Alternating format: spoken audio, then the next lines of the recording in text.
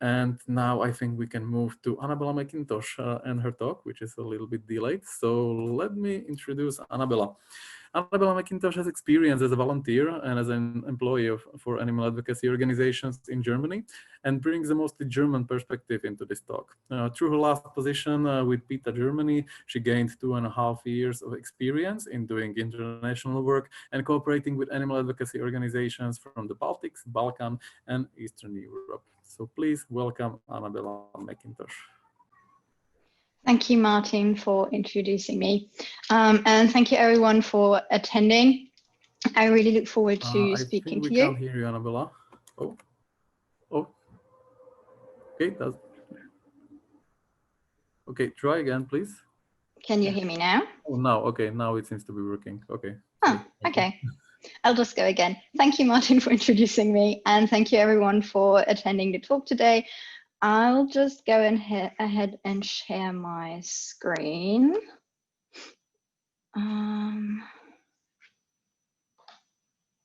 This should be the right one. Okay. I want to talk to you about engaging and how to attract volunteers today so that you can grow and strengthen your animal rights movements in the countries you're at. I hope you can see the title screen right now. Moving on to the table of content, I'm kind of going to keep it very basic. So I'm going to speak to you about working with volunteers and what that actually means. So what kind of structures that can include, what tools would be helpful to do that, and what kind of activities. We'll also briefly touch on what are do's and don'ts and learnings. I also included some resources for further reading and things I've been looking into and found very helpful, but of course it doesn't include everything that is out there. So, just a technical issue. Maybe you have still the speaker view. The full screen for the presentation. Okay, that's what I was wondering if that worked. Okay, let me try this again. So we go in here. Yeah, yes, now you should see, right? Okay, so, sorry. When working with volunteers, as mentioned, there are different types of structures that could apply for your organization. Depending on what size you have or how your organization is put together, it basically, your approach to working with volunteers can be somewhere between giving them core responsibilities and core roles within your organization, or moving to the other spectrum of involving them mostly in activism. So anything that has to do with protesting or showing support for your content, for your campaigns, and for the things you want to bring out to the public. As you can see from the graph, that can be anywhere around there. It's mostly not only one or the other, and it's also fluent. So depending on how your organization grows or develops, this can change as well. When you look at that a little bit more in detail, core responsibilities with volunteers means that you as a manager or as someone that is at the heart of the organization has to reflect with the team what it means to delegate these core roles and responsibilities, because you will give volunteers a large responsibility of something that is really important to your organization. So that could be, for example, how to communicate with the public, so marketing or press, for example. But it can also be things like managing other activists, so other volunteers. And delegating can be a really tricky thing, as it can be a struggle to find out what is the right amount of delegation. So when are you too hands-on and get too involved, are too micromanaging the things you handed over to someone else in terms of the responsibility you gave them, but you also want to stay engaged in some way and not completely back out of it. So ways of finding the good way of delegating is to sit down with that person or with the people, can be several people, and actually agree on expectations. So you need to communicate with them what you want them to do, and have them also talk to you about what they think it is you want them to do. And you have to talk to them about how you plan to stay engaged. So how often you want to check in with them, for example. If you want to talk with them once a week or every 2 weeks, or maybe only once a month, if you are confident that they can fully take the role and the responsibility assigned to them.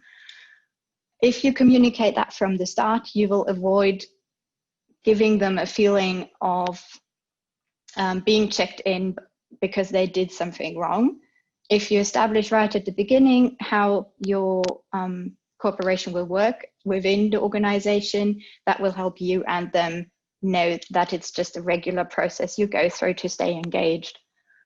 Also, when delegating, you have to be aware that you need to create accountability and learning, meaning if things go wrong, you need to talk about it. If things go well, you also should at least address it to some point. And there's always at the end of a project, if it goes well and it's a success, or if there may be not quite the results you wanted to, there's always some sort of learning that you can share, or your volunteer with that core role can share with you. So you should address that as well, which is why it's a part of delegating to improve your process that you have with that person. And then there's the obvious adapt to fit the context, because no organization and no cooperation with volunteers is the same. So you kind of have to look at how exactly things are going in your organization, and how you want to work with the people you are actually meeting in your organization and you have in your organization, and if you need to adjust things. So stay open to that. A good resource to looking into that is the book Managing to Change the World by Alison Green and Jerry Hauser. They actually call this 4-step process the delegation cycle. So if you want to look into that later, I put the long description for this resource at the end of the presentation as well. And then another major point of giving volunteers core roles and responsibilities is feedback.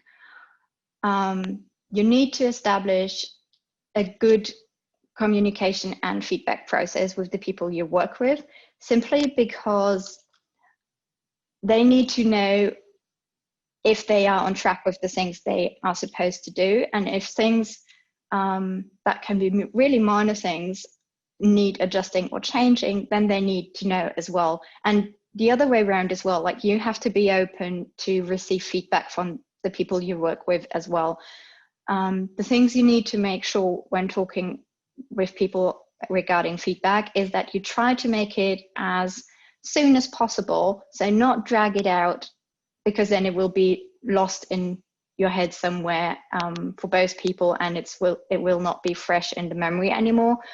And other things you need to consider is to find a quiet moment where you can talk with the person in a one-on-one setting, simply because if you get together in a group setting, the chance is quite high that the person might feel shamed, simply because it's always a little bit more awkward to get told what might need adjusting or what needs adjusting when other people are around. So it's likelier that you will have a good conversation with the person you have core roles and responsibilities given to if you have a one-on-one situation, and just take them aside and say, hey, I need you to know this and that. Can we find a way to do this different? Or then right away suggest what you want them to do different, and then try to have a good conversation based on that.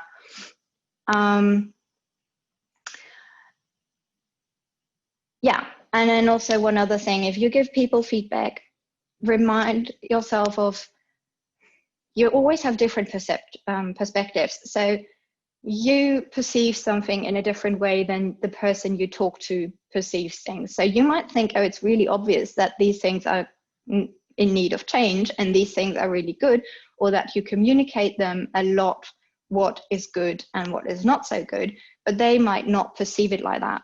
So try to find the middle ground and try to also let your language reflect that it's about the perception you have of things and that you're interested in what the other person perceives.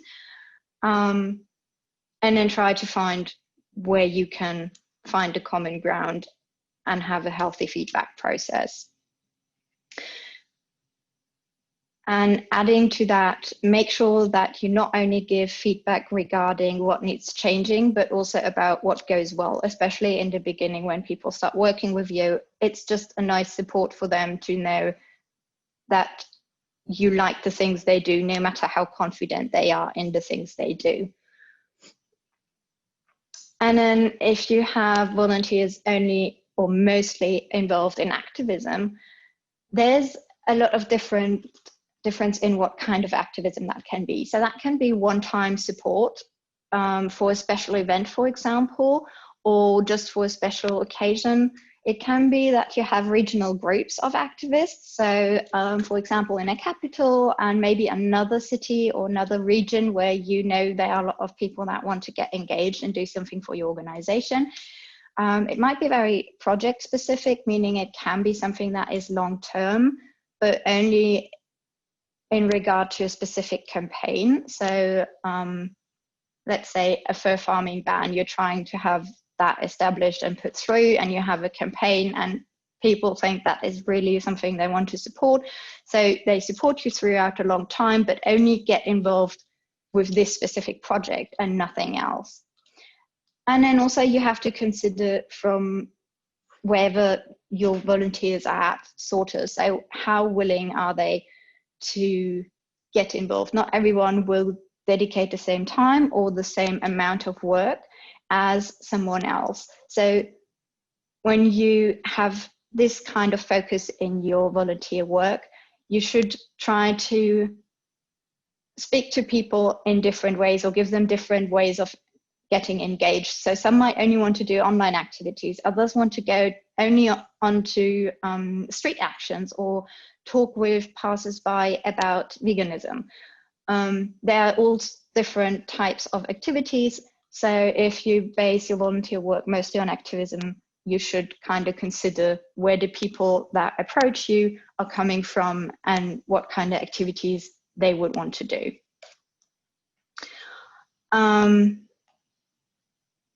Going from that, we go into tools. I've put together a pyramid that basically gives you 4 different points that should be discussed in your organization when it comes to how you want to work with volunteers, especially because there are these different types of focus you can set with the roles volunteers have. So you need to look at your culture, your work culture, the way you do project management, communication, and management in general. So what your management style is. You want to think about all of these because they do kind of interconnect. So looking only at one of them would single out sort of the effects it has on the other parts. And because all of these do to some degree play into how you will work with volunteers. I want to start by going into culture. Culture is defined as either something that is a custom or a belief or art or way of life and social organization of a particular country or group, but is also something that is a belief and attitude with emphasis on that being something that people in a particular group or organization share. Meaning, if you look at your work culture, there should be several aspects you think about. So it's probably more the second definition, as it's the belief you share and the vision you share in an organization by why volunteers want to support you. I only picked out a few of these, but I know that there will be more talks, especially about culture in organizations within this conference setting. So maybe you want to listen to those if that's something you're more interested in. The basic points I picked out are relentless, engaged, and authentic. These are things you should consider including into your work culture. Being relentless in terms of the approach you and your co-workers have to the work you do. So everyone is trying to be as efficient as they possibly can to reach the best results for your cause. However, within that, you still want to look at ideas or new forms of development and try to see if they are actually supportive of your cause, or if they might be a side distraction that will not really benefit what you want to reach. And in doing all of this with a certain drive, you should also be transparent about why you decide against or for specific things, because that will make it easier for someone that dedicates their free time and their work outside of paid work to your organization to understand why certain decisions are made, or why their idea maybe has been put down or is not being followed up on. So try to make that part of your work culture, that while people are driven towards getting the best results that will support your cause and your idea, your mission, that there will still be room for ideas and new developments while making all of that transparent. When you try to have people engaged, that means for your work culture that everyone should be try to get as engaged as possible. You can get engagement by giving people ownership about things, meaning, as mentioned before, you hand over a responsibility to someone that enables them to get a sense of ownership over, for example, a project or area of work which they are responsible for, which they have to make sure that everything works smoothly with. And you can, you can further that by also giving them a specific amount of trust. So you show them and you actually do trust them in doing their work good. And by that, they can also trust you, that you will not always control them or anything, but they can get more engaged and they have their ownership over a specific area. And make your culture as authentic as possible. If you decide on specific values or a mission statement for your organization, make sure that it's actually felt, not only something you put on a wall in words or at the end of your signature in emails or something, but you really want people to feel it. So you have to be genuine about it. And you also have to create your team, your work culture as a safe space, meaning people need to feel free to address feedback, to address things that might not go as well. They have to feel free to state their opinion, obviously all in a respectful manner, but they need to feel safe enough to speak up if they think something might not be a good way of doing something, or if they have an idea, they have to feel safe enough to actually speak it to the management, or in the team they might want to voice that, and it would be good if they have a safe setting where they can do that. Yeah, so basically make sure the values you want people, you set, are actually lived by everyone, and make it as authentic and genuine as possible. I know that can be sometimes really hard, and it needs a lot of self-reflecting, and sometimes you need to have someone come in and give you an outside perspective to notice where you might have a blind spot or something.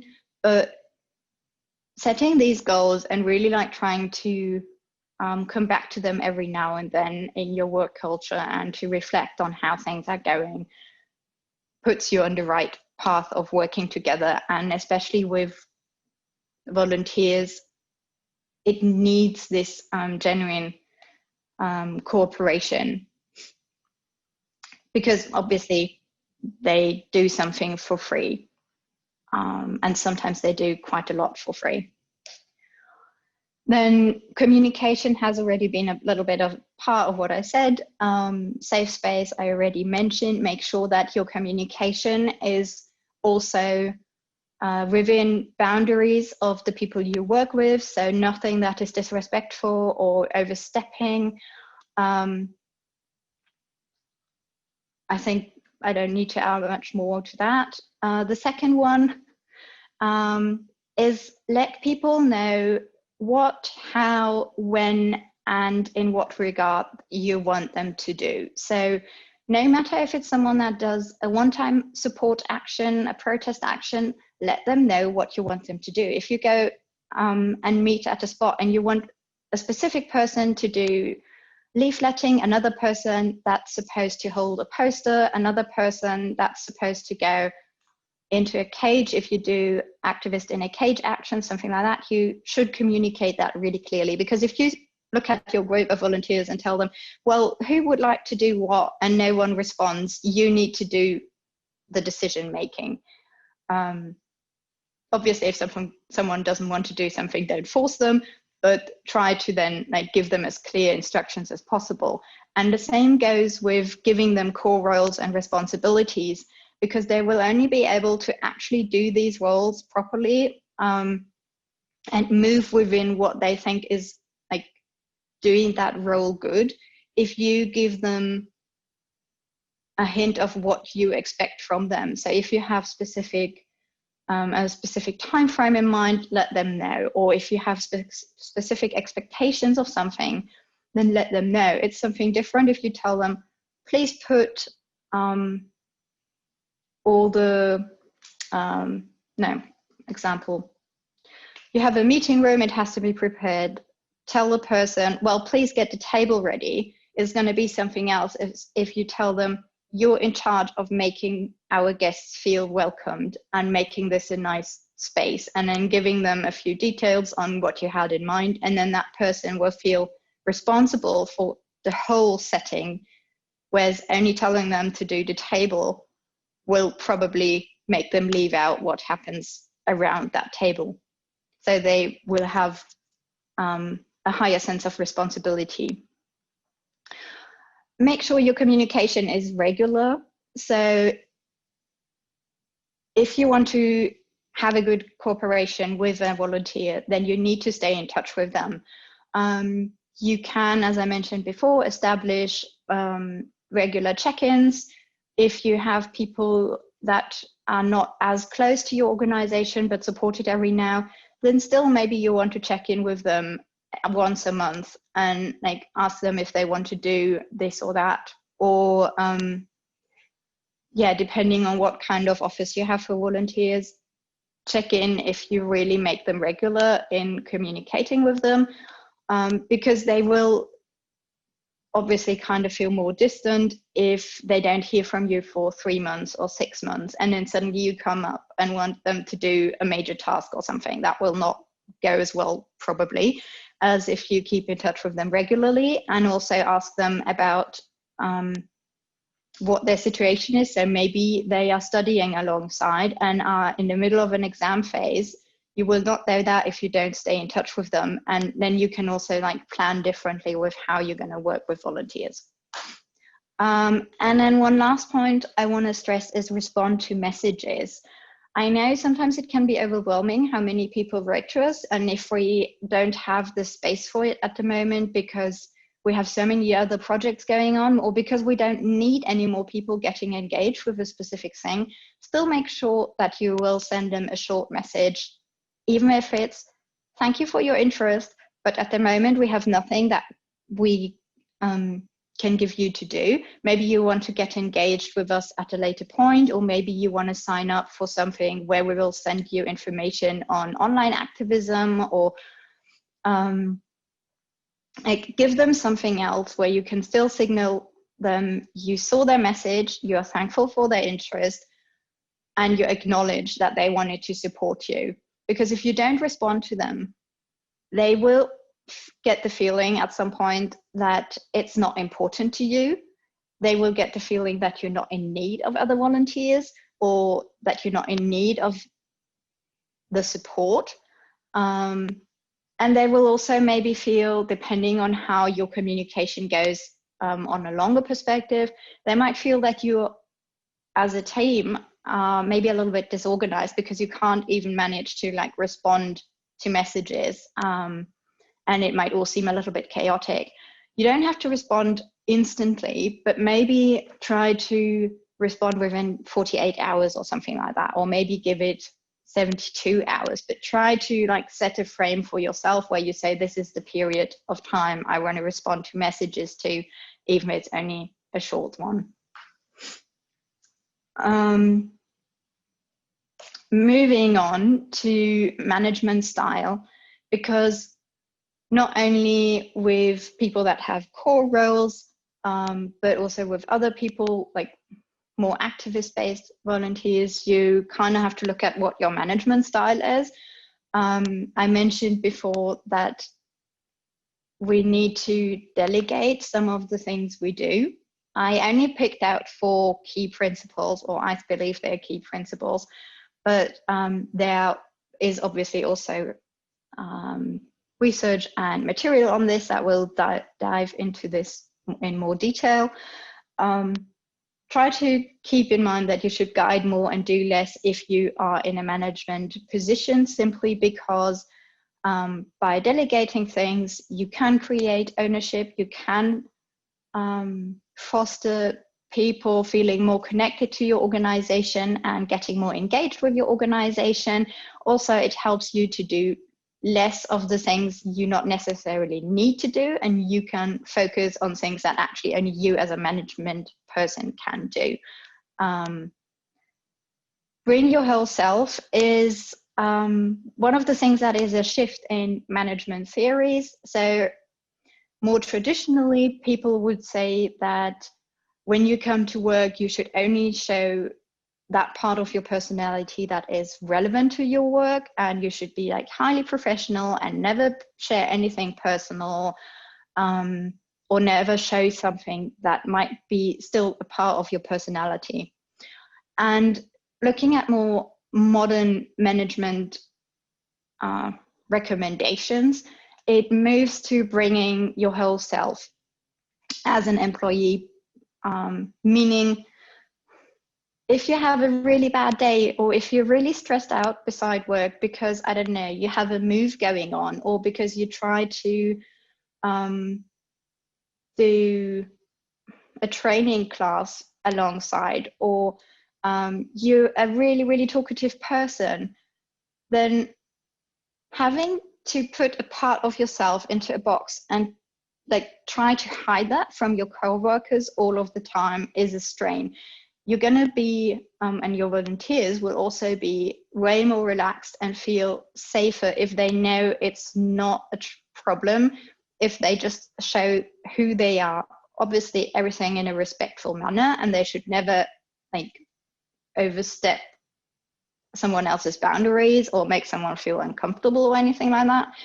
But also, you in a managing position should not freak out if you have someone come in and tell you, oh my God, I have the worst day. I don't know if I can concentrate because I have this, that, and that going on. Just try to be respectful and try to encourage people to not have to hide parts of themselves.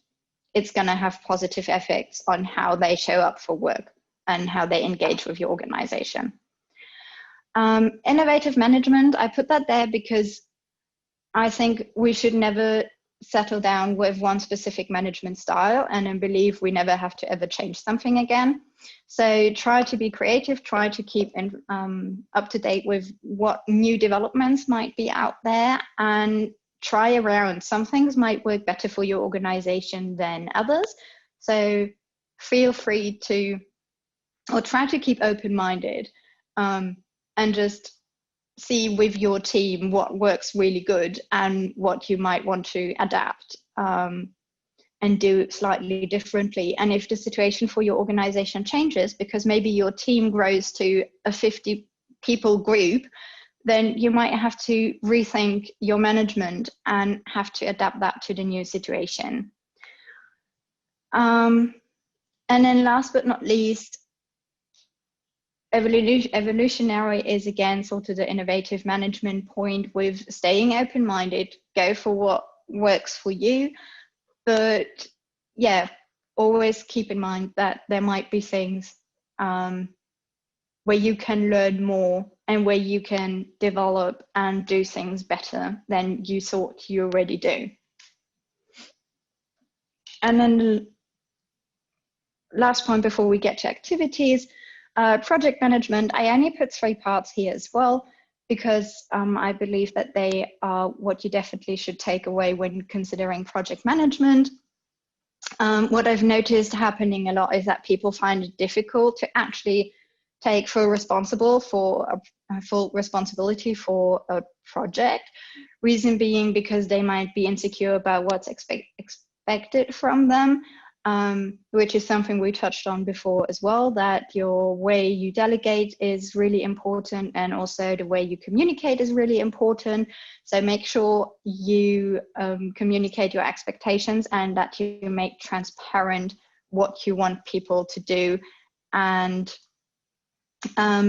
also, if you have a lot of projects going on at the same time, make them transparent to the whole team, because sometimes it can be really good to understand what your colleagues have on their plate, to see why they might need more time to do a task you want them to do.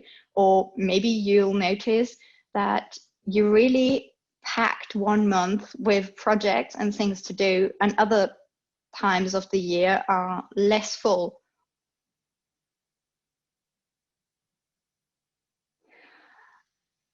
And yeah, if you want to attract people, there are a few things I would want to give you to consider. Look at your recruiting process. The way you interact with new volunteers can be really important. They obviously want to have a good experience, because it's, even if you only ask them a few questions about what they've done before and why they want to be engaged with your organization and how much time they want to spend or what kind of engagement they want to do, they still might be nervous. So try to consider how you interact with new people when they get to know you and when you get to know them. If you have open positions, I can recommend actually making them public. You can do that obviously on your website, where you can like let people know how they can get engaged or that they can get engaged. But if you struggle with finding people, then also go on your social media channels, for example, and post it like you would post a job opportunity, and let people know what kind of positions you're looking for. This gives them the idea of in what ways they can get engaged with your organization, and they can also see before getting in touch with you what time scope you're talking about and what kind of skills you need for your organization at the moment. If you do have, or I guess you all do have, a specific mission or value statement, make that visible somewhere in, somehow publicly visible, because that can also be something that draws people to your organization if they resonate with your mission and with your value statement. So something I've commonly seen is that organizations make it very, very clear that they are open for people from marginalized communities or marginalized groups. Obviously, people that are from these groups will feel spoken to if you address that openly on your open positions section or with your mission and value statement, for example. And yeah, get out there, bring the things you want to attract, use your social media and use your digital tools that you have, digital tools, to reach out to future volunteers. So it doesn't only have to be your website. You can use all social media channels, because you have different people, different target groups hanging out at LinkedIn or TikTok or Facebook or Snapchat even.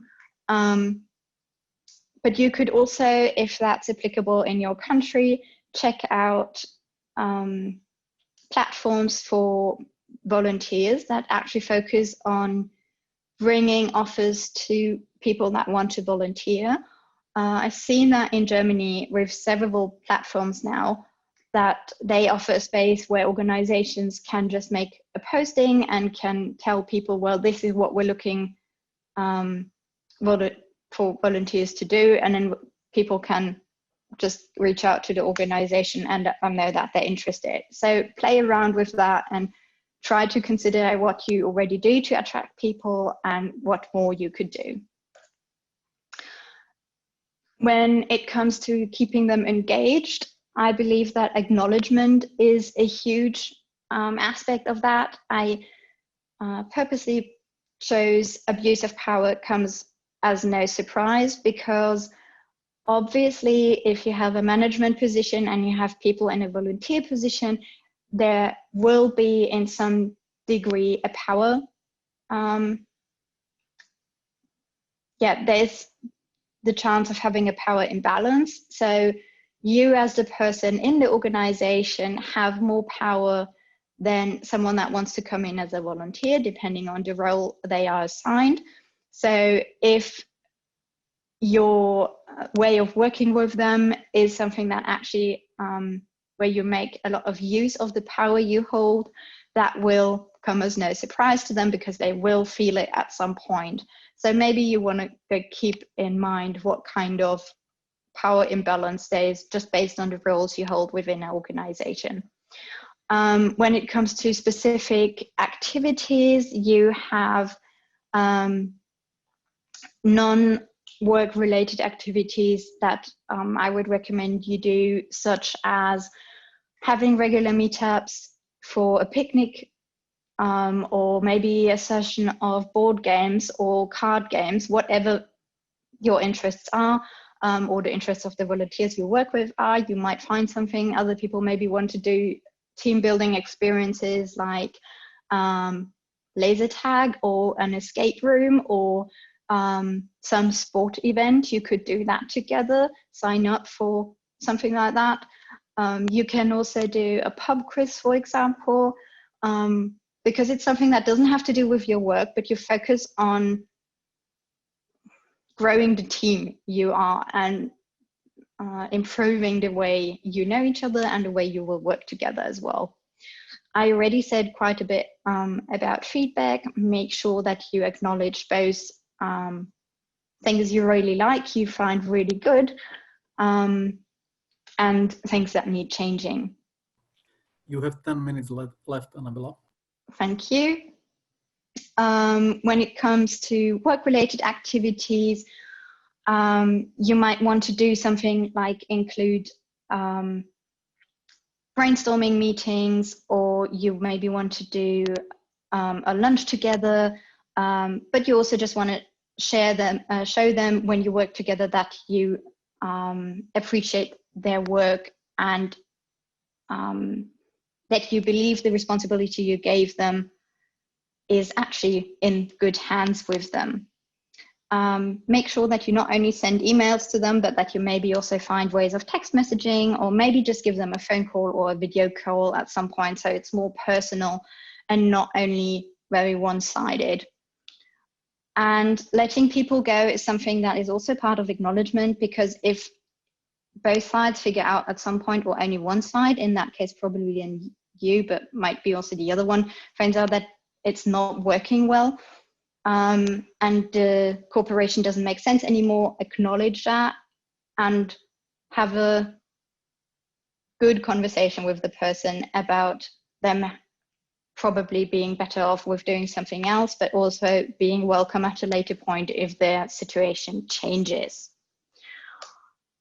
I'm going to go briefly over the do's and don'ts. I'm going to focus more on the do's. With management, as I mentioned, set clear expectations and communication goals, terms and conditions that you have for volunteers. Please don't be afraid of giving them terms and conditions and clear expectations. That will make it easier if things happen that you would not want, to then also talk about them, because you can come back to having communicated these terms and conditions.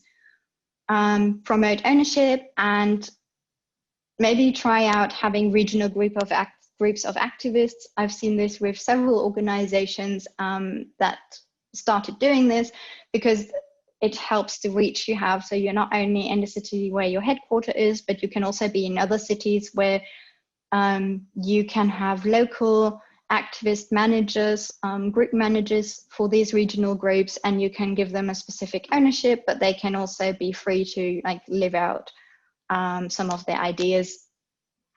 Yeah, which is why I put it to activism again.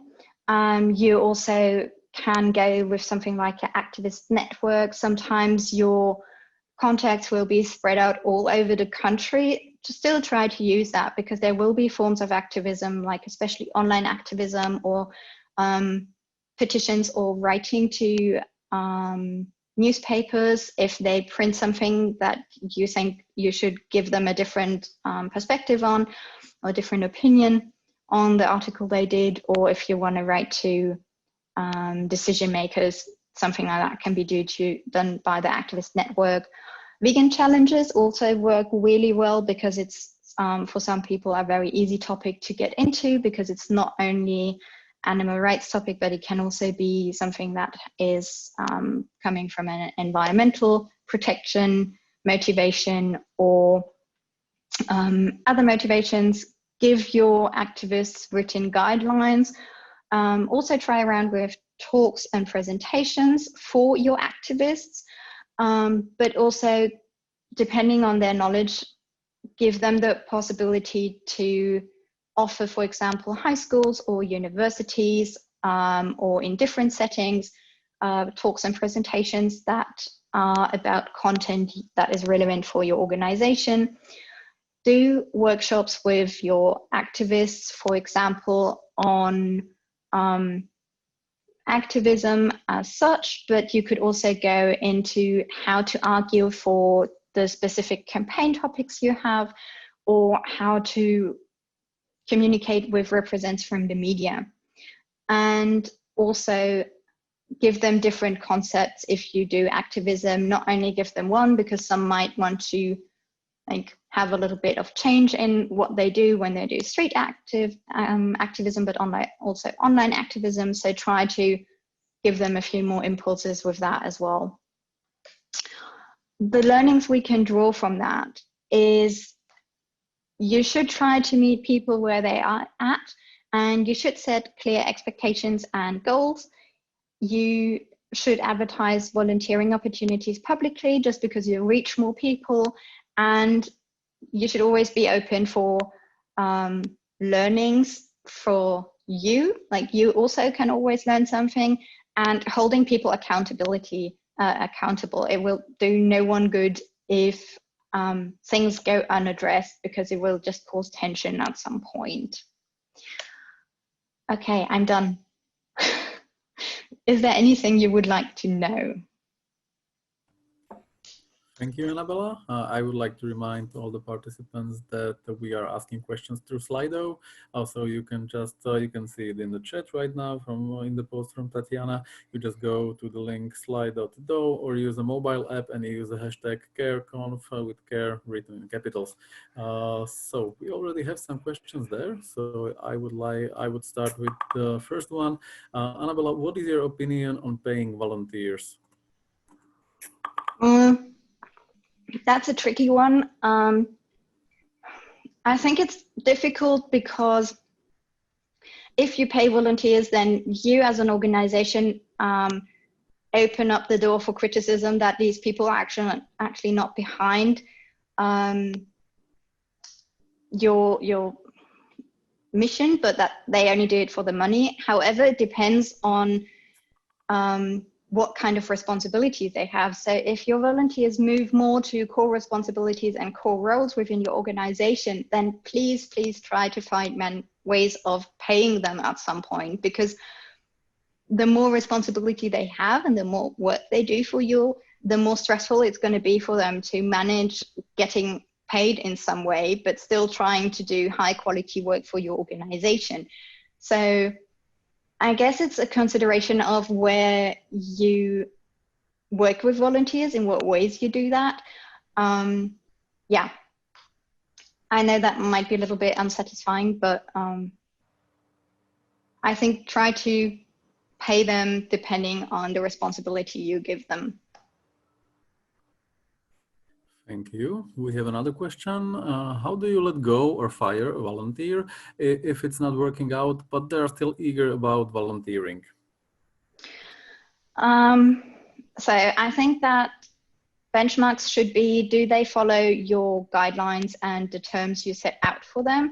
If they repeatedly do things that clearly violate your terms and conditions or do not fulfill the expectations, you obviously have to address that with them. And that would be, in the first round, I think it would be good to just have like a feedback conversation with them and talk about the things that do not go well, but also encourage them that you value, or make them understand that you value their engagement and their will to be a volunteer. But maybe you can also go into this conversation prepared with an alternative that you can give them. So depending on the varieties you can offer volunteers to get engaged, maybe there's something else that you can offer them.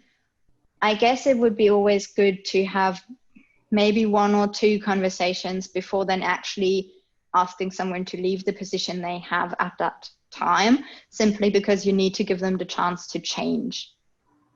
However, it's not going to be a help for them or for you if you wait with this whole process or without making a decision for, let's say, 6 months or something like that, because it will leave you unsatisfied, and it will be also a struggle on them for having to continuously explain to you why they cannot fulfill what you asked them to do.